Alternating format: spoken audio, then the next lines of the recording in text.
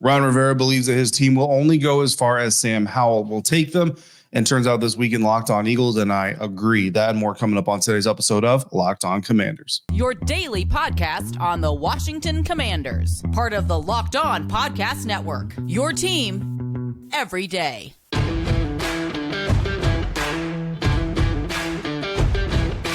Welcome in, Commanders fans, to this crossover episode of Locked On Commanders, your daily podcast covering the Washington Commanders, part of the Locked On Podcast Network, your team every day. I want to thank you so much for making Locked On Commanders your first listen of the day every day.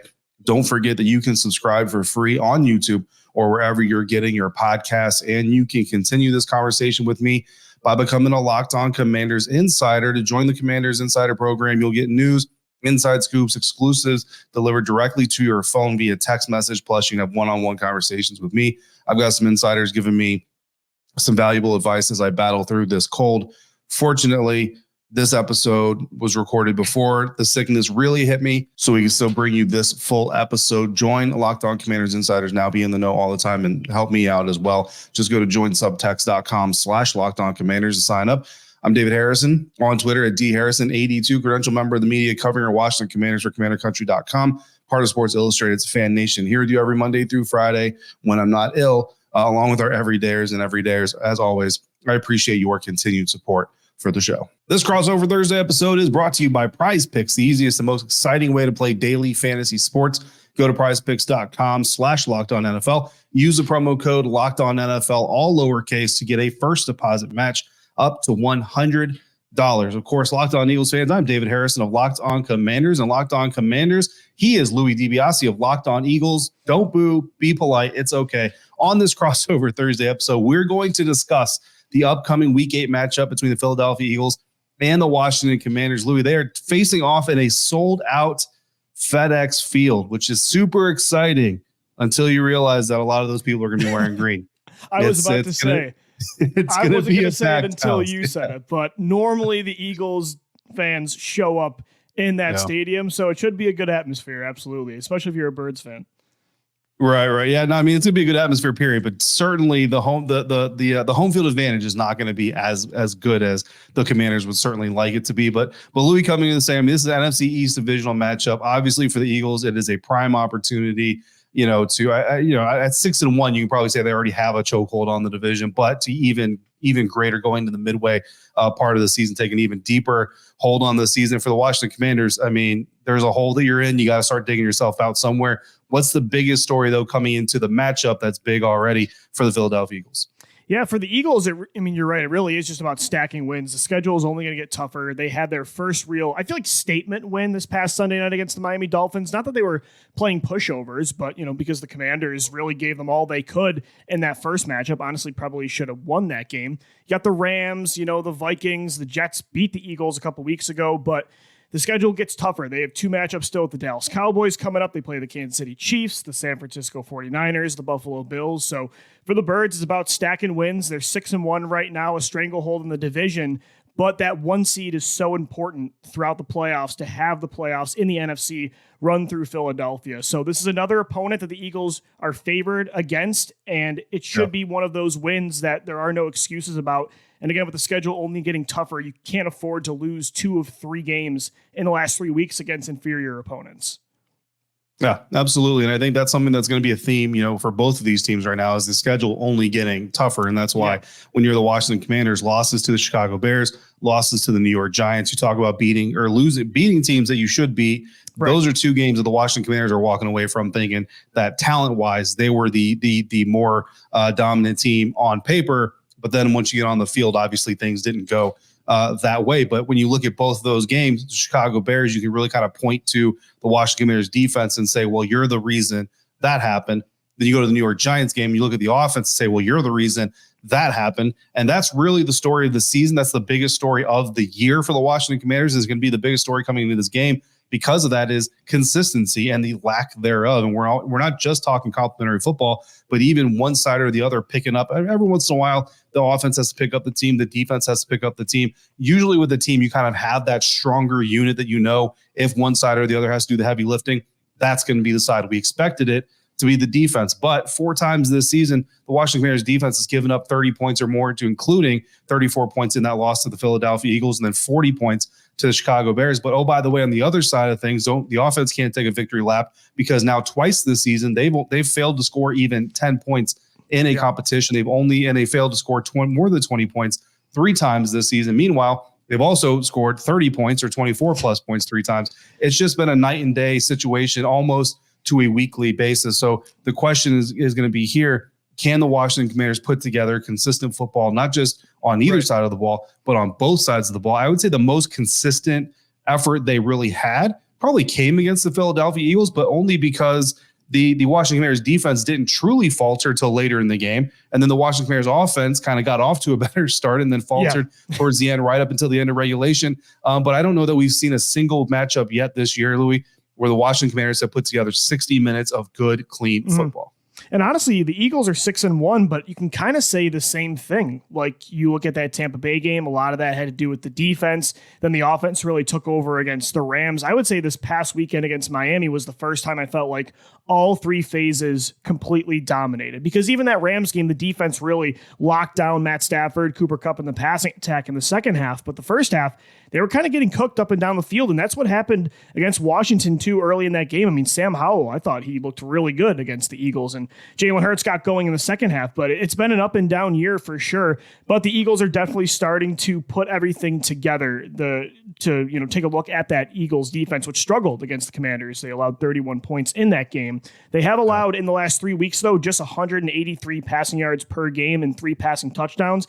In weeks 1 through 4, they were allowing 260 yards per game, and they had 9 total receiving touchdowns allowed. So they're starting to tighten things up. They traded for Kevin Byard. He may play in this game. I'm not 100% sure, but that's a safety presence they really needed. So things are starting to look up and lock down, I should say, from a consistency perspective. Yeah, and the Commanders are hoping that onboarding that new safety kind of takes a little bit. Maybe next week. Maybe save him for next week. Let's not unveil him just yet. Sure. It's a long season. Let's go ahead and take that a little bit slower. But you mentioned the schedule for the Philadelphia Eagles. I mean, again, the Commanders in a very similar boat. It's hard to kind of say there's a tougher game coming up than maybe the Philadelphia Eagles, when the Eagles are one of the best teams in the NFL so far. The San Francisco 49ers certainly late December kind of on that list. But even still, the New England Patriots just did a number against the Buffalo Bills. That's on the road. The Seahawks are always tough in Seattle, and they're pretty good this year. The Giants obviously have proven that they have the ability to beat the Washington Commanders if they don't bring their A game. The Cowboys are the Cowboys. The Miami Dolphins is a track meet. The Los Angeles Rams, I think, are better than a lot of people expect them to be. The New York Jets just proved to the Philadelphia Eagles why you don't sleep on anybody. So there's not an automatic dub anywhere left on the Washington Commanders schedule, which why this is a game that you hate to say it, but it's almost a must win. I mean, the atmosphere around the Washington Commanders is not very good, but in order for them to be able to get that must win, they're going to have to win some key matchups, and some key players are going to have to really step up on the Commanders side. Of course, the Eagles have the same situation. So we'll talk more about that coming up on this crossover Thursday episode of Locked On Commanders and Locked On Eagles, part of the Locked On Podcast Network, your team every day. And we're going to do that today thanks to DoorDash. Did the game just go to a timeout? It's time to order in with DoorDash. It's a halftime. That's ordering time. And the 2-minute warning, that's your cue to get ordering. Time to pull out your lucky jersey and order your favorite apps and snacks on DoorDash, because football is coming again this weekend. Why root on your favorite team with an empty stomach? You wouldn't do it in the stadium, so why are you doing it at home? Order on DoorDash and save on football watch party favorites. Order pizza, wings, soda, burgers, even just the buns. If you got everything but the buns, you can still get just the buns on DoorDash. Get it all delivered without missing the game. Kick back at kickoff with unbeatable deals on everything you need for your watch party or your tailgate. And all your favorite restaurants and stores, from retail to grocery, they're on the app, so you can shop everything you need to get game day ready. If you want to, get prepared before game day, stock up on your favorite appetizers and order all your tailgate gear on DoorDash. Then get ready to watch your team win. Get 50% off on up to a $10 value when you spend $15 or more on your first order when you download the DoorDash app and enter the promo code LOCKED23. Don't forget to use that promo code LOCKED23 for 50% off up to $10 on your first order when you download the DoorDash app and spend $15 or more. Subject to change. Terms apply.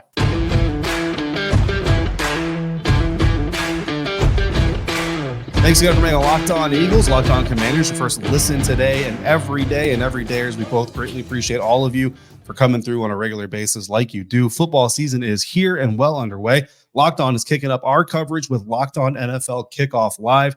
Every Friday, Locked On is going to go live at 2 p.m. Eastern Time on every Locked On NFL YouTube channel. And your hosts, Tanitra Batiste, Jarvis Davis, and Kyle Krabs, are breaking down every game on the NFL schedule to get you ready for your team's matchup, your fantasy lineups, and hit your betting angles and more. Plus, get the in-depth local analysis from our stable of NFL hosts across the country who know these teams better than anyone else. Find Locked On NFL Kickoff Live every Friday at 2 p.m. Eastern on any Locked On NFL YouTube channel, which means Locked On Eagles, Locked On Commanders. You can keep it locked right there. Make sure those notifications are on, and you will get to tune in to that live episode every single week. Louis, Eagles Commanders NFC East division matchup. The Washington Commanders have already lost 2 NFC East division matchups. They desperately need to get this one. But for the Eagles, who would certainly like to get this one, right, go 7-1 instead of 6-2, what is the biggest matchup that you're seeing between these two division rivals? Yeah, I look at the battle that honestly I was watching last time these two teams met, and I think it hurt them. It's the Commanders passing attack led by Sam Howell, Terry McLaurin, Jayon Dotson, Curtis Samuel against that Eagles secondary. And we'll see if Kevin Byard plays. If he does not, the secondary, though, still has been looking pretty good over the last 3 weeks, but it's been an up and down season. That's been, I think, their weakest link so far from an offensive and defensive perspective. There's been a lot of injuries there. Darius Slay has missed some games, James Bradbury as well. Avonte Maddox, their star slot corner, has been out for the year since week 2. Bradley Roby they brought in from the streets, and he got hurt as well. Eli Ricks has been playing inside. He's an undrafted rookie right now. So I think that's the key matchup, and it's what almost cost them in that game against the Commanders is they could not stop the passing attack. And if it wasn't for that decision to not go for 2 at the end of the game, the Commanders might have threw their way to a victory at the end. So they've tightened things up since that matchup. It really was that matchup when things started to turn around. Darius Slay actually had the highest PFF grade this past weekend against Miami. They shut down the best passing attack in football. Can they do it 2 weeks in a row against some talented receivers? That's a key that I'm watching. Yeah, and you know what? Coming out of that game, man, we're like everybody on the Commander side of things are saying, look, they played really competitive football, played pretty solid. I mean, you don't want to give up 30 points to anybody, even the Philadelphia Eagles, but still played fairly solid football down the stretch. How can they improve on that performance the next 2 weeks to really come in the next time they see this team and be even better? And now, I mean, the mood couldn't be more night and day, I think, from coming out of Philly to going into this next matchup. Sure. But, you go back to that 2-point conversion. It's something that was talked about a lot after the fact, and it's something that honestly the media circle we've continued to play. We're on the sideline of practice, getting ready for a New York Giants game. We're still talking about that 2-point conversion because a lot of us kind of think, we wonder if Coach Rivera at the sideline really said, "Hey, look, we got Thursday night against the Bears coming up. We can't afford to play another half quarter, full quarter against this Philadelphia Eagles team. Go for 2. If you lose, okay, you lose, you take those lumps. But if you win, you get out of here with that victory, but also you don't have to play extra football with Thursday night waiting." Anyway, I thought they were going to win, man. I mean, I thought they were going to win that game if they went for 2. They had the Eagles on the ropes. They were exhausted. And like you said earlier, each win counts for the Commanders right now in the NFC playoff race. I mean, Tampa Bay is holding on to that 7 seed at 3-3. The Commanders are 3-4. So if they were 4-3 right now, they'd be in a playoff spot. Yeah, absolutely. Everyone matters, especially in national football. 82 or 100 and whatever crazy you don't games have time going on in other leagues. You don't have time to make up for those losses. Look, Sam Howell versus Eagles secondary, that is the key matchup in this game, I think. Like you hit it right on the head. I'm going to go the same direction, but I'm going to take a little bit of a different view of it so that we're not just saying the same thing. Sure. It's no secret for any NFL team that winning the turnover battle is huge, right? In every single game you go into, key to victory, win the turnover battle. But against Philadelphia, it might be even more important. The Eagles have a plus turnover margin in their 6 wins. They've got a negative turnover margin in their it's only one loss. It's the only one you can talk about, but the plus, the minus, it matters. The Washington Commanders are the only team this season to not turn the ball over even once against the Philadelphia Eagles this season. And Louis, you're talking about a team that is 31st in the NFL, I think, in interception percentage against opponents. So it's not like they're taking the ball away at record paces, but every game except for the one they played against Commanders, they are still getting takeaways, and the Eagles are not giving everybody the benefit of 4 giveaways every single week. And I'm sorry, Jets fans, but you don't beat the Eagles without 4 giveaways from their offense. But because Sam Howell and the offense were really smart with the ball, really secure with the ball, even when they didn't move the ball or score during a very frustrating stretch of that game, they secured it. They played solid field position games. Philly's best field position, starting field position for a drive in week 4, against the Commanders was their own 43-yard line, which is still fairly good, but it's not the other side of the 50 good. And there's only 2 games this year the Eagles have not had at least one possession start in the opponent's end. The Commanders, who almost beat them, and the Jets, who did beat them. You got to play that field position game. Even if you're not scoring, you cannot give the Eagles a head start at all. That's why Sam Howell versus this Eagles secondary, move the ball even just a little bit. Yeah. Don't let them have short fields. Don't turn the ball over. That's the key to trying to get a victory. Louis, who is the most important player on the Eagles roster this weekend? I think right now it's got to be Lane Johnson, right? I think the defensive line of Washington is the strong suit with, you got Young, Sweat, Allen, Payne up front. Lane Johnson, when you saw 2 weeks ago, another reason they lost to the Jets, Philadelphia, that is, when Lane Johnson went down with that ankle injury and Jack Driscoll had to come in, he allowed 8 pressures in like 2 quarters. It was egregious. Lane Johnson, outside of Jalen Hurts, might be the most important player on this football team. So if Lane can hold up, he finally gave up his first sack last week for the first time since 2020. If he can hold up that offensive line and give Jalen Hurts time, this passing game is starting to heat up. And that's the thing. I'm really glad you mentioned turnovers, David, because when you look at the Eagles, they're still moving the ball up and down the field. They're 4th this year in EPA per play. They're 1st in the NFL in converting drives into scores. A lot of them, too many of them, have been field goals because their red zone offense has been up and down. But you mentioned turnovers. They're getting the explosive plays of 2022, but they're making way more mistakes than they did last year. Last year, they had a +8 turnover differential with just 6 interceptions from Jalen Hurts. This year, all year so far, the Eagles are at -2, 8 interceptions already from Jalen and 3 fumbles lost. He had 2 more turnovers against Miami Sunday night. So the Eagles are making mistakes on offense, and on defense, they're not getting the interceptions. They're actually second in takeaways from a forced fumble perspective, but that's why Kevin Byard, I think, comes into play, and he's so important for this defense now because he's got a nose for interceptions, but so is Jalen Hurts right now. They need to limit the mistakes because it's hurting this team way more than it did last year. Yeah, absolutely. Louis, I'll tell you what, man, we are on the same page here because your most important player is an offensive lineman. My most important player is defensive tackle Daron Payne. And I know they're not going to necessarily see each other every single time, but I mean, it starts in the trenches, right? Yep. Look, this defense, we left the Giants game asking like, what's really wrong with this team? Because there's a lot of really good players on this team. Like there's a lot of other teams out there as the trade deadline gets closer, talking about trading for Commanders players. So it's not like the Commanders just have this bare cupboard or no, the Chicago Bears beat them, but nobody's talking about trading for any Chicago Bears. You know what I'm saying? They want some Commanders players, though. And defensive tackle Daron Payne, to me, has to be the solution to the problem. And the problem right now that I see, Louis, is that this defense doesn't have teeth. They've got a lot of talent. They got a lot of athletes. They've got no killers. You know what I mean? And look, I'm not trying to go last Boy Scout here. I don't want any actual killers on the football field, but you need that mentality. Daron Payne's kind of a quiet, more reserved type of dude, but I really feel like if he gets a voice, if he stands up and if he helps try to get that defensive line really going early in this game, he can make a difference. The Washington Commanders are 6th in the NFL this season in sacking the opposing quarterback. But nobody really talks about it. And nobody really talks about this unit. Like they talk about the first round picks, you know the names, you know the pedigree, but nobody really talks about it. They're terrorizing other quarterbacks around the NFL. Why aren't they considered one of the best defenses in the NFL right now? Because unlike the Ravens, Bills, Dolphins, Eagles, and the Seahawks, who have more sacks than the Commanders, Washington doesn't hold opponents under 30 points more often than they allow opponents to score over 30 points. We've already kind of hit on that, right? But the Dolphins are the only ones even challenging the Commanders in that category. Meanwhile, the Eagles, the Bills, the Ravens, the Seahawks, they're not giving up points while they're also trying to harass quarterbacks. And Washington's only given up fewer than 20 points 3 times. So it's the ultimate feast and famine defense this season for the Washington Commanders. If they're going to get some bite to their game, they need to do it this weekend. I think Daron Payne is going to be the guy to do it. And honestly, Daron Payne said something in the offseason or the preseason that kind of rubbed us the wrong way. We kind of been watching to see it happen, and honestly, it's come to fruition. He told us that sometimes he likes to come into games, kind of see what the rhythm is going to be of that game, and then really turn it up once he kind of gets a feel for it after about the first half. At all. If I heard that from one of my players, I would be very concerned. Absolutely, and we were. And you know what, though? You watch the Washington Commanders, and that's really kind of who their defense is. They kind of bend. Sometimes they break. Look at the Denver Broncos game.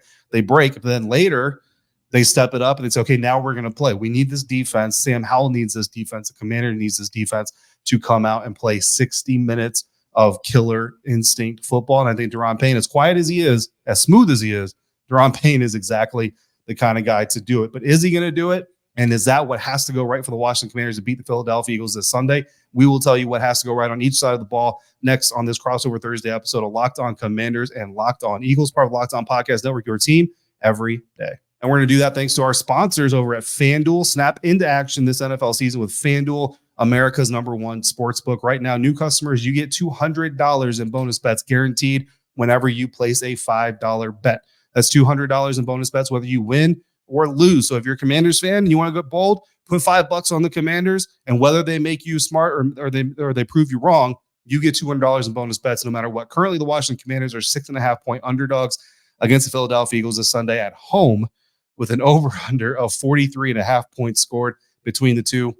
Not a lot of faith in what's going on in the DMV right now, football-wise. If you've been thinking about joining FanDuel, there's no better time to get in on the action than now. The app is super easy to use. There's a wide range of betting options, including spreads, player props, over-unders, and more. You can build your own parlays, which is my favorite thing to do on that app, but also potentially one of the most dangerous things to do on that app. So visit FanDuel.com/lockedon and kick off the NFL season. FanDuel, official partner of the National Football League. Today's crossover episode also brought to you by Jace Medical. There's a lot of uncertainty in the world, and today it's more important than ever to be prepared, especially if you might be traveling for any of the upcoming holidays that we've got on the calendar. The Jace case is a personalized emergency medical kit that contains 5 essential antibiotics that treat the most common and deadly bacterial infections. You can also customize your case and add additional life-saving medications based on your unique needs. In fact, you can customize your Jace case with dozens of add-on medications that fit you and your family. Jace is also continually working to expand their medication offerings. In those recent efforts, they've added ivermectin as an option in the Jace case for those who might need that anti-parasitic medicine. You can even get gift cards for your family or your loved ones so they can get a Jace case of their own. So go to jacemedical.com, enter the promo code LOCKEDON at checkout for a $20 discount on your order. That's promo code LOCKEDON at jasemedical.com.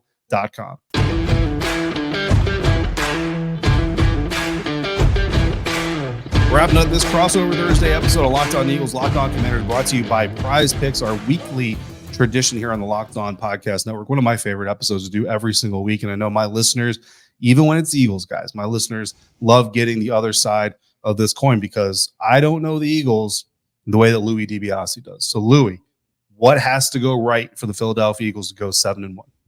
Yeah, and one main one is what I've already said is definitely they have to limit the turnovers. Do not give Washington short fields. If they can win the turnover battle and give this offense shorter fields, that's going to help a struggling red zone offense as well. So win the turnover battle, but I would also say, David, it's being balanced on offense. I feel like this team gets a little out of rhythm when they're throwing too much or even running too much. I think they had a perfect balance against Miami. I think it was about 25 carries between DeAndre Swift, Jalen Hurts, and Kenneth Gainwell, and then 31 passing attempts for Jalen Hurts. That's the right kind of rhythm. Those long, sustaining drives where they're eating 6 to 8 minutes of clock really helps out this football team. So I think the balanced attack really just keeps things moving on the right track for this offense. So I would say a balance of the passing game and the run game. That's the key for the Eagles this week. Yeah, and like you said, you kind of touched on already during this episode. I've kind of already touched on what I'm going to say this episode. What has to go right for the Washington Commanders is consistency. You have to get off to a fast start offensively, defensively. You don't have to get takeaways necessarily, but just keep the Philadelphia Eagles from scoring on even, say, more than 33% of their first half possessions, right? Washington got off to a 17-10 lead in the first half against Philadelphia Eagles last time they faced each other. Could have taken that to a 24-10 lead. Man, Louis, I'll tell you what, I was not in Philadelphia, unfortunately, but I was sitting on the edge of my couch saying, guys, if you can just make this a 24-10 lead, I'm not saying you got it, but that goes a long way to getting it. You make the Eagles a little bit more one-dimensional, and that makes things a little bit easier on defense. Unfortunately, they just couldn't get over the hump during those couple of drives where they had a chance to do that. And at the end, they got to get a last-second touchdown to Jahan Dotson, which honestly kind of feels like that's almost his last catch of the season at some points to tie it at 31. The question has never really been whether or not the Washington Commanders have the talent to compete with the Philadelphia Eagles or with anybody in the NFL. They do. They absolutely have the talent. They have the coaching. They got the players. They got the pieces. The question is, are they going to do it? All right, that's really all the question is. It doesn't happen every weekend.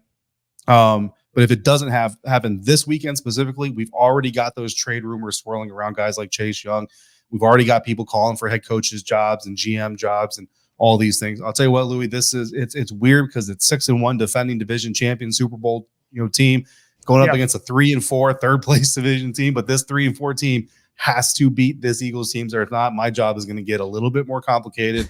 And I'm going to have to sift through a little bit more rumors than I'm used to since Dan Snyder left. And things are going to get a little bit dicey before Halloween. But a win A win, it Yeah. makes them 500, but it makes them feel like they're more than 500. So that's exactly what this team needs to get on track. And I just want to say something real quick before, well, maybe not before. We're already kind of towards the end of this episode. I got a little bit of guff when I had Joe Marino of Locked On Bills on earlier this season, because Joe, he represents his Bills fandom pretty solid in his background and everything. I don't, because I'm on the beat every single day, so I got to keep it unbiased and all that stuff. I do have 2 Eagles statues in my background. Understand I this. did notice Those that. are for my actually. father. I wasn't going to say anything, but I did notice father, that. who recently passed away, had a large affinity for Eagles. He was not an Eagles fan. He just loved himself some Eagles. So those are in honor of my father. Those are actually his Eagles. I brought them home after his funeral. So anybody out there, those are not for the Eagles. Those are for my father. It's okay. I promise you. Might be some good reverse psychology anyway there, or some reverse jinx to have that in the studio, have the enemy in your room and then boom, that'll be a win. Yeah. I actually thought about starting my own little Taylor Heineke tradition. I've got some Kelly Green Jordan 1s in my closet. And I was like, you know what? Maybe if I wear the Kelly Green Jays to the Giants game, it kind of gives a head start to the mojo for the Eagles game. But I didn't do it. I was like, I'll leave it. Everybody's got their weird superstitions. I used to wear whatever jersey color the Eagles are wearing when I was a kid. I would wear, like, if they were wearing green, I was wearing white. If they were wearing white, I was wearing green. So everybody's got their thing. Yeah, absolutely. How about those Kelly Greens? Look, you don't have to be an Eagles fan, but those Kelly Greens were nice. They are. And look, I grew up with the midnight green. I don't ever want to see them get rid of those jerseys, and they've won so much in them. But I don't know if there's a nicer jersey in the NFL than the Kelly Greens they sported Sunday night. And with the aesthetic of these guys, all of them wearing visors too. They were one of the coolest looking football teams I've ever seen. And thank God they won, because they looked too good to lose that game. Yeah, I mean, that's what we say about the black Commanders uniform. Like, it's not a throwback, but it's an all black uniform. It looks kind of mean and tough, but they lose. That's the one more thing I than miss about the Eagles this year, win because of the Kelly Green is being used this year. There's no black jersey, so they'll get back to that in 2024. Absolutely. And we'll get back to this in 2024, unless there's a Commanders-Eagles playoff matchup, maybe down the road. We'll see. Know. If they're 2-7, maybe. Yeah, absolutely. That's going to do it today, though. It's going to do it for this crossover Thursday episode. Locked On Eagles, Locked On Commanders coming up, guys. We've got at least one more episode coming up for you before kickoff. So make sure you come back for that. In the meantime, make sure you're following Louie on Twitter at DiBiase-LOE. Even Commanders fans, you want to know the enemy intel. So make sure you're following Louie at DiBiase-LOE. You can find me on Twitter at DHarrison82. As always, thank you so much for making us your first listen or view today and every day. Every day, as we appreciate you coming through both shows like you do. Thank you so much for making us a part of your day, part of your football routine. Until we speak again, please, if you're out and about, be safe, be kind to one another. And thank you for coming through for Locked On Commanders, Locked On Eagles, part of the Locked On Podcast Network, your team every day.